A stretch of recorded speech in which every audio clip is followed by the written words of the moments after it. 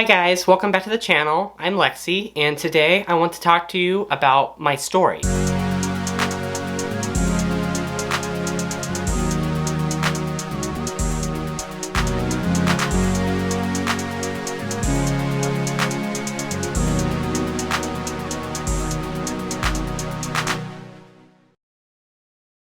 When I was in 3rd grade, I used to have some neighbor girls that I used to hang out with, and I remember one day I had them come over and I dared them to just basically start trading clothes with me. And I mean, I was like in 3rd grade. I had no idea as to why I wanted to do such things, but it seemed fun at the time.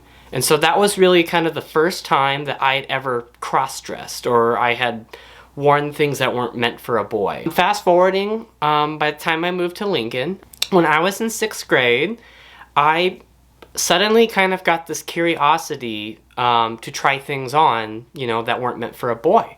And it was mainly because I was kind of drawn to things that were soft. And so I was just basically curious. And so I remember there was a few things that some of my stepsisters had that they would leave at home. Things like dresses and, I don't know, there was a few things like just some fuzzy socks. And so when my whole family would leave the house and I'd have the house to myself, I'd basically just kind of wear things around the house for a while. And I really got hooked on just how things felt and how I felt about myself, but it was a very confusing time as to what I was feeling. For years, I used to just secretly, when everybody was gone from the house, I would secretly just wear things around the house and just kind of just be comfortable. Now, at the time, growing up, I grew up thinking that I was very conservative. I had an older view of faith with Christianity going on at the time, and so I used to feel ashamed that I liked these sorts of things, and it used to make me very embarrassed almost to just kind of, why do I like wearing these things, and like, why does this make me feel good? I really didn't understand it at the time. More time goes on, I think in middle school, I had a couple friends, and we were in 6th grade, and I remember in science class, I don't know why we did this, but we had some like metallic Sharpies, and we had, I think, silver, blue, and green. And what we used to do, just not even knowing what we were doing, is we used to just color our nails and like basically paint our nails with markers, which is really bad. I do not recommend that. You might get ink poisoning or whatever's in Sharpie markers, but yeah, I remember we used to do that, and of course, like, it was fun to us, but then, kind of hide your hands from the teacher, a little bit embarrassed. So that was kind of another implication. My mom used to have a whole bunch of stuff like nail polish and all this in a big container downstairs, and so as I got a little bit older, I used to steal some nail polish, and late at night I'd paint like my toes, and I'd paint my fingers, but then I'd take off my fingers immediately. I could hide my toes a little bit better. And so I began kind of painting my fingers, painting my toes, and then I began just kind of buying more like fuzzy socks around the holidays, the ones that you kind of get from Old Navy. They're really cheap, really basic. And I used to have like a stash of them, and I would just hide them in my room in various places. At night, I would try things on, and I would wear them, and I'd basically just be myself and feel really good about myself. But I didn't understand why. And so it kind of goes back to what I had said earlier, I felt ashamed.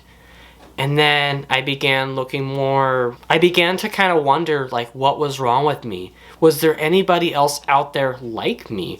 And so I remember I used to do all these random Google searches. And so I was basically just looking for others out there like me. As time went on, I graduated high school and I began college. I had basically kind of confessed to my ex-girlfriend at the time that I was very interested in like trying many things on of hers, and that I just had this curiosity aspect. And at the time, I was very surprised by it, but she was more than willing. She basically opened up her closet and said, wear whatever you want. And so that was the first time I really got to like put together full outfits with like bras and leggings and boots and tops and just all sorts of things. And I was absolutely living for it. It was a great time for me to kind of discover myself. And so my ex-girlfriend and I moved in together, and when we lived together, I used to dress all the time just around the house, just around her, and that was okay. About the fall of 2015, I remember for the first time, I'd never seen a quote-unquote passable cross-dresser. And so I was amazed to know that this person, this girl I was looking at, was actually born a male. And I was fascinated by it. And I instantly wanted to try makeup. In fact, I had this goal. I wanted to be attractive. I wanted to try to be attractive as a boy, as Alex. And then I wanted to be attractive as a girl, if I could do it. That was kind of my goal. I kind of set the goal to be passable like a long ways out. And so I didn't think I was going to get even close to it, you know, starting off. I told myself that I wanted to try this. And so I had my ex-girlfriend help me out with makeup. And she did kind of like, I mean, she didn't really know how to do makeup on a guy before. Or someone who's AMAB, I should say. But she did a little bit of makeup on me. It looked terrible. I'll insert a photo right here. This was the first time that I had ever worn makeup. And I felt elated. I was ecstatic. I felt so beautiful. I was so happy. And it's the first time I actually felt, you know, some femininity within myself. And then as a few months went on, I got a wig. And I'll show the photo right here. This was my first wig. And in fact, this night, I had kind of gained a little bit of confidence, and I asked my ex-girlfriend if we could go out to the movies together with me, you know, presenting as a girl. We actually went to Target, we went and got Chinese food, and we went to the movies. And I remember in Target, she kept trying to talk to me, and I hadn't really figured out like what my voice was going to be like. I mean, honestly, I still don't really know what I do for my voice. Sometimes I talk down here. Sometimes I try to bring it up here, and I try to get very fishy and like almost try to be like a more passable feminine voice. But of course, I know that there's like a lot more things to it. There's a lot more to how to speak like a girl than there is than just raising your voice. And so most of the time, I just kind of keep my voice right here in the middle. I might delete this out. Anyway, she would ask me all these questions, and I would just give like 1 or 2 word answers because I did not know how to like speak feminine at all whatsoever. And I was afraid of being outed. And quite frankly, I wasn't very passable in this photo, but at the time I thought I was very passable. And I remember there was people looking at me, and it was fairly terrifying. We ended up going to the movies, and that was fine. And when we got home, I just remember having felt so terrified but so alive. It was so exciting for me to go out presenting as a girl. The next month, through some online apps and whatnot, I met a few people just on the internet. A gal down in Florida, her name is Zia. She decided that she wanted to help me learn how to do makeup properly.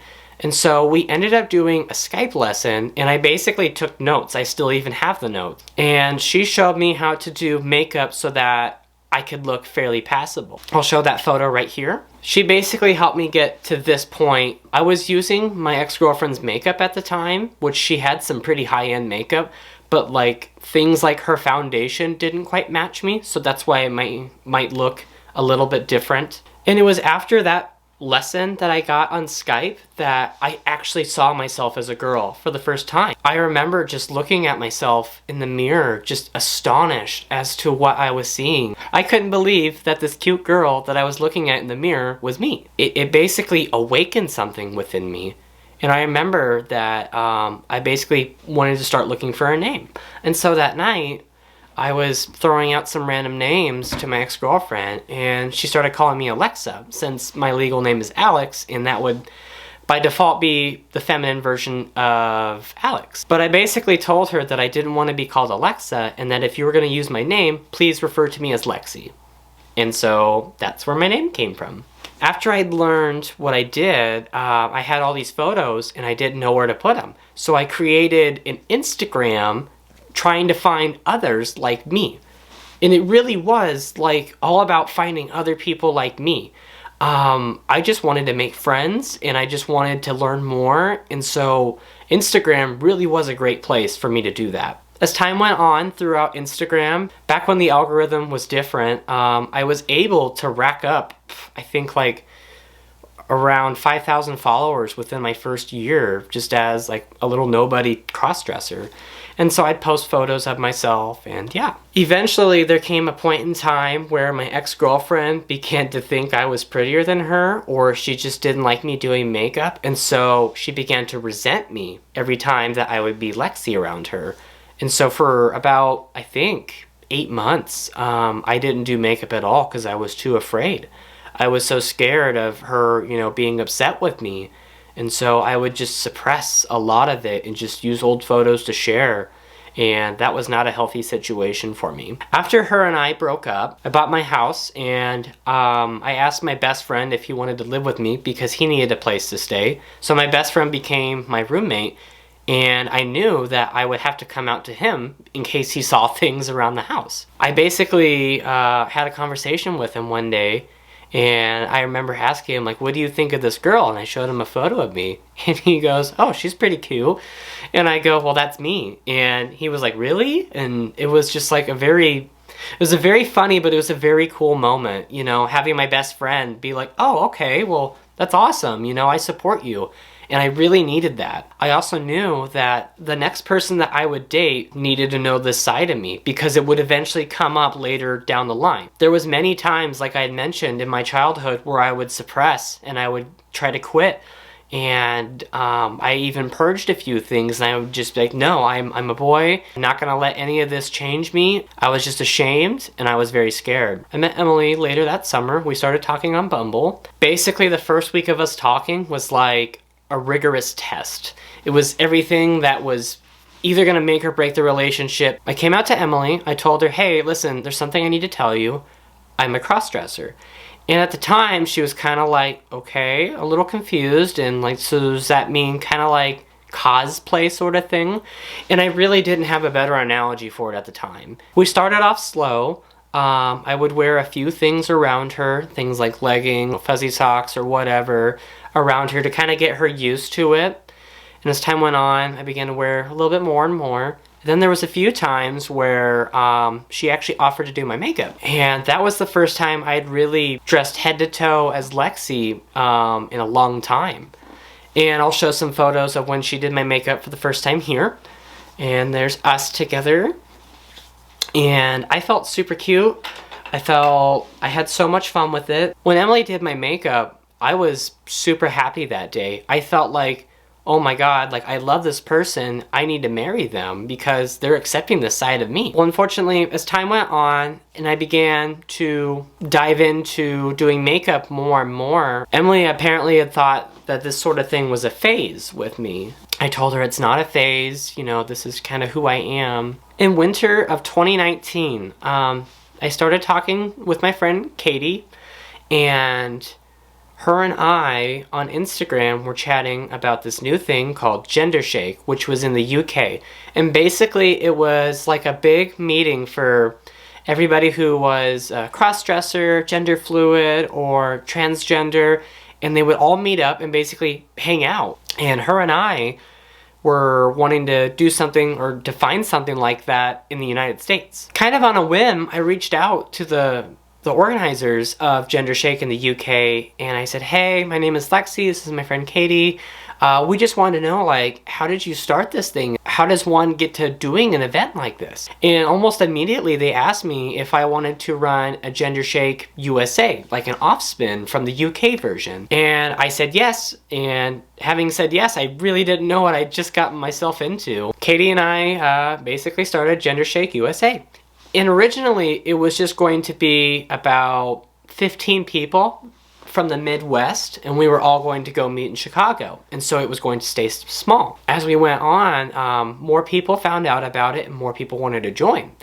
It got so big to the point where we had about 60 people that wanted to attend our first event. And we had people coming in from all corners of the United States, from Florida, New York, California, Ohio, even Mexico, Texas, all over the place, coming here to this event that I was creating. A next big chapter in discovering myself was basically hosting the first Gender Shake event. Basically during Gender Shake, I learned that I let myself cut loose.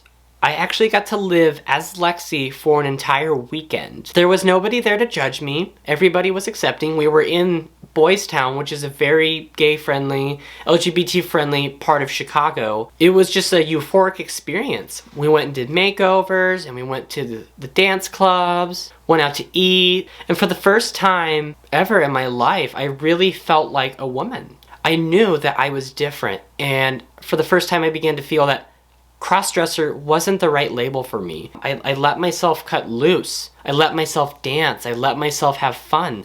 I let myself be flirty and just, I let my femininity out. I knew that I couldn't, once I had done that, I couldn't suppress this part of me anymore. I decided that I love this side of me and that I needed to find a way to basically tell others. And the reason I identify with being gender fluid, which I will explain in another video in the near future, is because that I feel like internally I fluctuate between masculine and feminine, being a boy, being a girl, and sometimes in between.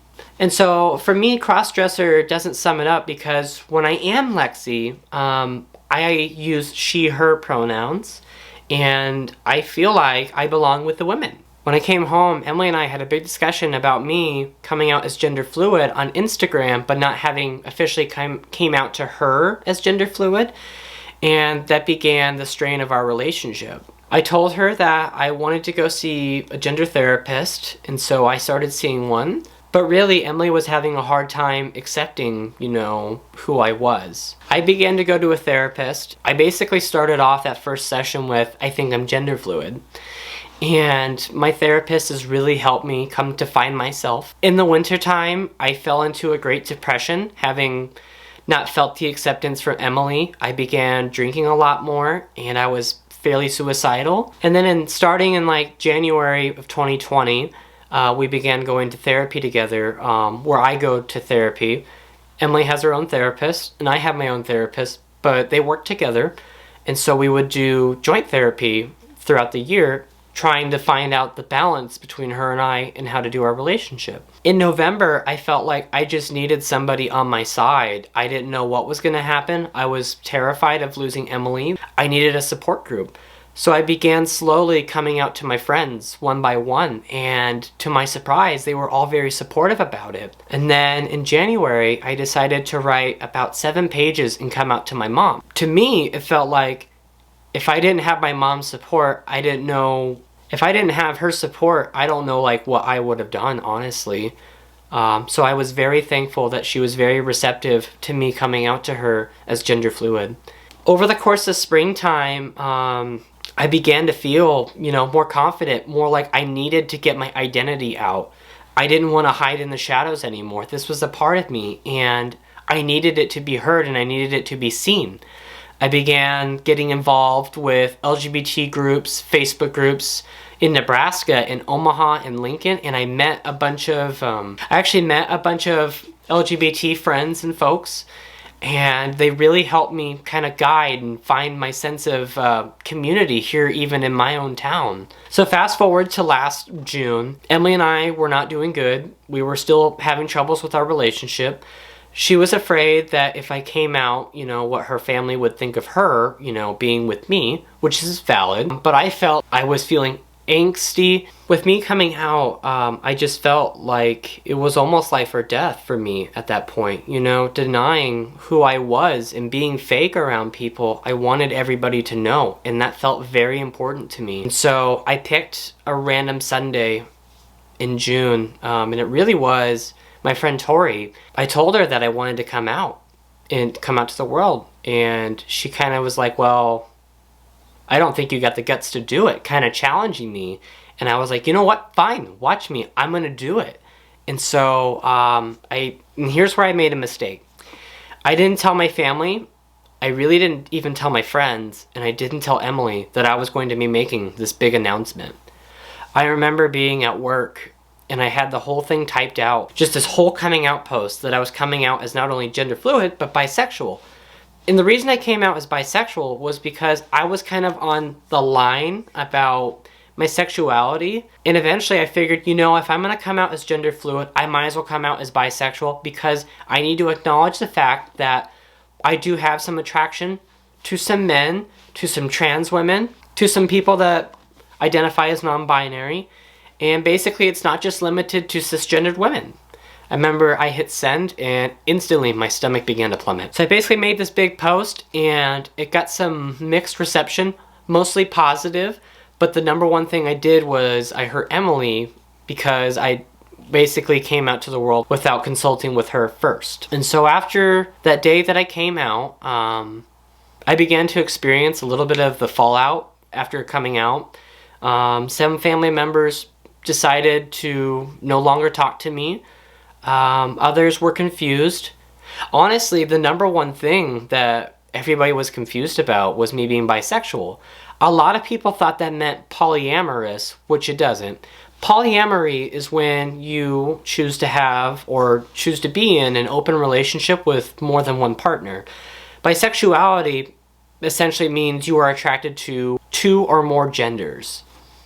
And so that was the biggest confusion with a lot of people. Over the summer, Emily and I began to finally find some middle ground and work things out. Honestly, I give a lot of props to Emily. I know it's not easy, never having been involved or exposed to anything queer or LGBT related, and for her to take that long process of, you know, kind of accepting who I am and finding out, you know, what works for us and our balance, I really do thank her a lot. Oftentimes I say, you know, this isn't really what she signed up for, and I'm sure there's many of you out there who have a similar experience.